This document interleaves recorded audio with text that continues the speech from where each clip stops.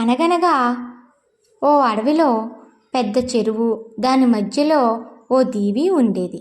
దాని నిండా పండ్ల చెట్లే. ఆ చెట్ల పండ్లు రుచికరంగా ఉంటాయని పక్షులు చెప్పుకునేవి. ఒకసారి ఆ మాటలను ఒక కోతి వింది. ఎలాగైనా వాటి రుచి చూడాలనుకుంది. కోతికి ఈత వచ్చినా ఆ చెరువు నిండా ముసళ్ళే ఉండడంతో భయపడింది. దాంతో తనకు కొన్ని పండ్లు తెచ్చివ్వమని పక్షులను అడిగింది. కానీ అవి ఒప్పుకోలేదు.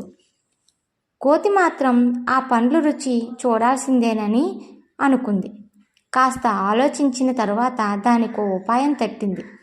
మర్నాడు ఉదయమే చెరువు దగ్గరకు వెళ్ళి మొసళ్ళన్నిటినీ పిలిచింది.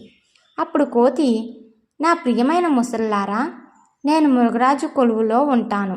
సింహం పుట్టినరోజు సందర్భంగా అడవిలోని జంతువులన్నిటికీ ఇందు ఏర్పాటు చేశాడు. మీ మొసళ్ళ సంఖ్య తెలుసుకుందామని నేను ఇలా వచ్చాను. మీరంతా ఇక్కడ నుంచి ఆ దీవి వరకు వరుసలో నిల్చుంటే నేను లెక్కిస్తాను అని చెప్పింది. ఎంతైనా మృగరాజు, పైగా విందు అంటున్నాడు కాబట్టి మొసళ్ళన్నీ కోతి చెప్పినట్లే చేశాయి. ఇప్పుడిక కోతి ఆనందంగా ఒక్కో మొసలి మీదకు ఎగురుతూ వాటిపై నడుచుకుంటూ దీవిలోకి వెళ్ళిపోయింది. నచ్చిన పండ్లన్నిటినీ కడుపు నిండా తినింది. ఒక కునుకు తీసింది. కాసేపటి తర్వాత తిరిగి బయలుదేరింది. ఎప్పుడో దీవిలోకి వెళ్ళిన తర్వాత ఇప్పటికి వరకు ఏం చేస్తున్నావు అని గట్టిగా ప్రశ్నించిందో మొసలి. నేను సరిగ్గా లెక్కించలేకపోతున్నాను. నేను మీ సంఖ్య కన్నా కాసిన్ని ఎక్కువ పండ్లను తెంపి చెరువులో వేస్తాను.